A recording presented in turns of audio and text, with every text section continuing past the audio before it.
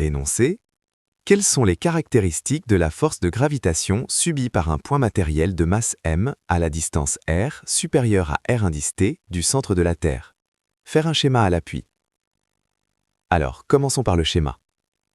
Nous avons la Terre ici, avec son rayon r indice t. Le point M se trouve à une distance r du centre de la Terre, et attention, r est supérieur à r indice t, ce qui veut dire que le point M ne se trouve pas sur la surface de la Terre, mais au-dessus. La force de gravitation va s'exercer sur ce point M. C'est une force qui va avoir tendance à l'attirer vers la Terre, n'est-ce pas? Donc voici le schéma, avec la force F vecteur qui pointe vers le centre de la Terre. Maintenant, les caractéristiques. Point d'application. C'est le point matériel M lui-même. Direction. Elle est radiale. C'est une direction qui va vers le centre de la Terre. Sens. Le sens est centripète, c'est-à-dire dirigé vers le centre. Norme. La norme de cette force, c'est la formule classique de la gravitation. F égale K fois M, le tout divisé par R au carré.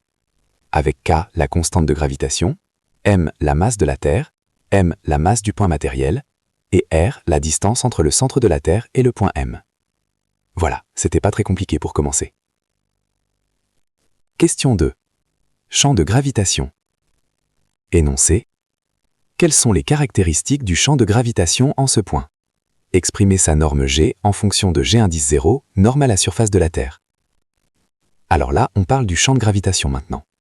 Le champ G vecteur va avoir le même sens et la même direction que la force F vecteur. C'est juste la norme qui va différer.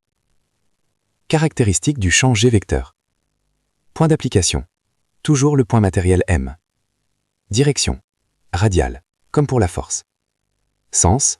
Centripète, vers le centre de la Terre. Norme.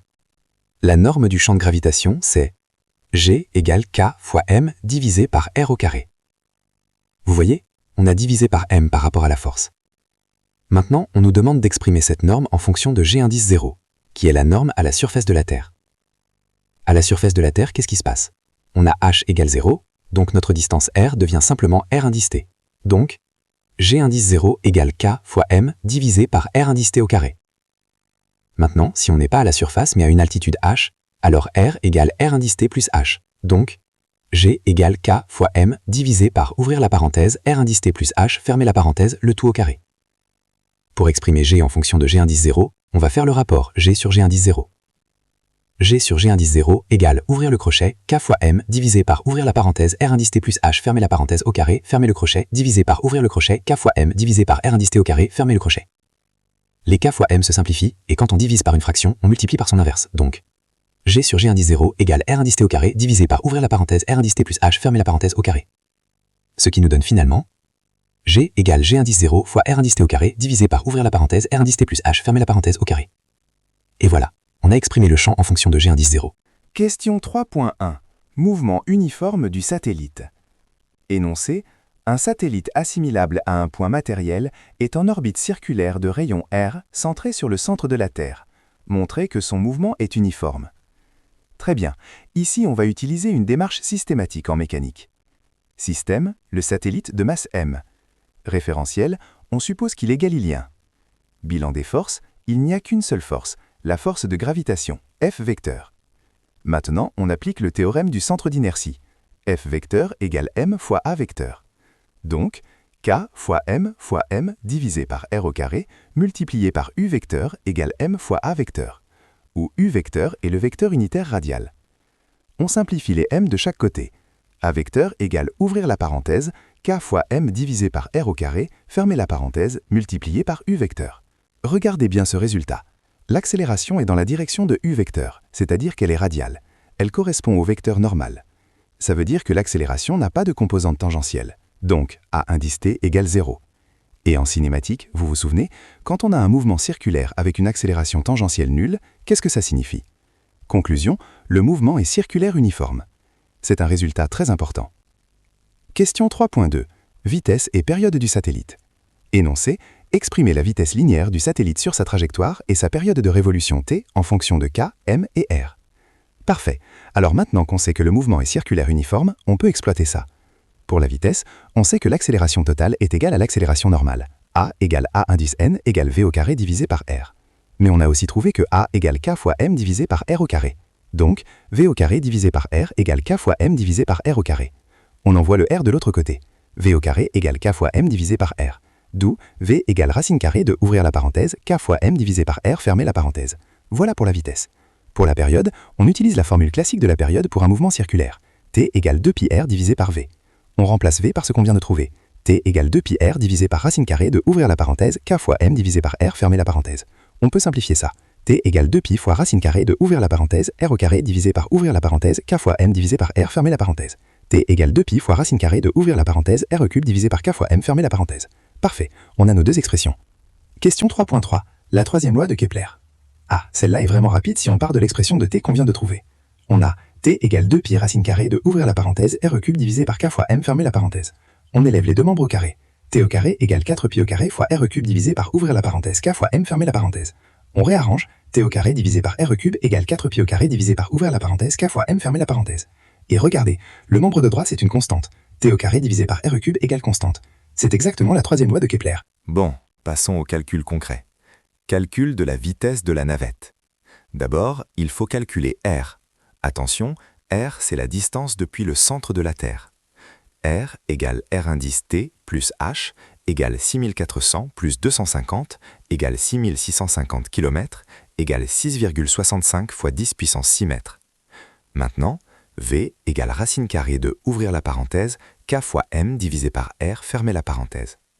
V égale racine carrée de ouvrir la parenthèse 6,67 fois 10 puissance moins 11 fois 6 fois 10 puissance 21 divisé par 6,65 fois 10 puissance 6 fermer la parenthèse. Si vous calculez ça avec votre calculatrice, vous trouvez V environ égale 7,77 fois 10 puissance 3 mètres par seconde. Calcul de la période de la navette. T égale 2πr divisé par V. T égale 2π fois 6,65 fois 10 puissance 6 divisé par 7,77 fois 10 puissance 3. En calculant, on trouve T environ égale 5426,4 secondes. Ça fait environ 1h30, ce qui est cohérent pour une navette spatiale. Distance Terre-Lune. Maintenant, pour calculer la distance Terre-Lune, on va utiliser la troisième loi de Kepler qu'on vient de démontrer. Pour la navette spatiale, T au carré divisé par R cube égale 4π au carré divisé par ouvrir la parenthèse K fois M fermer la parenthèse. Pour la Lune, T indice L au carré divisé par R' cube égale 4π au carré divisé par ouvrir la parenthèse K fois M fermer la parenthèse, où R' est la distance Terre-Lune qu'on cherche. Comme le membre de droite est le même, on a T au carré divisé par R cube égale T indice L au carré divisé par R' cube. Donc, R' cube égale T indice L au carré fois R cube divisé par T au carré. D'où R' égale racine cubique de ouvrir la parenthèse, T indice L au carré fois ouvrir la parenthèse 6,65 fois 10 puissance 6 fermer la parenthèse cube divisé par 5426,4 au carré fermer la parenthèse. On trouve R' environ égale 3,88 fois 10 puissance 8 mètres, soit environ 388 000 km, ce qui correspond bien à la distance réelle Terre-Lune. Question 4a. Référence de l'énergie potentielle. Énoncé. L'énergie potentielle de gravitation du système Terre-satellite est alors E indice P égale moins K fois M divisé par R, où a été choisie la référence de l'énergie potentielle. Alors ça, c'est une question de cours classique. La référence a été choisie à l'infini. Justification, si R tend vers l'infini, alors E indice P tend vers 0. C'est la convention habituelle en gravitation, on prend l'énergie potentielle nulle à l'infini, ce qui fait que l'énergie potentielle est toujours négative quand les objets sont à distance finie. Question 4b, énergie mécanique. Énoncé, quelle est l'expression de l'énergie mécanique du satellite sur sa trajectoire? L'énergie mécanique, c'est la somme de l'énergie cinétique et telle l'énergie potentielle. E indice P égale E indice C plus E indice P. On sait que E indice C égale 1 demi mv au carré. Et on a trouvé plus tôt que v au carré égale k fois m divisé par r. Donc, E indice C égale 1 demi m fois ouvrir la parenthèse, k fois m divisé par r fermer la parenthèse, égale k fois m divisé par 2r. Pour l'énergie potentielle, on nous la donne. E indice P égale moins k fois m divisé par r. Donc, E indice P égale k fois m divisé par 2r moins 2k fois m divisé par 2r. E indice P égale moins k fois m divisé par 2r.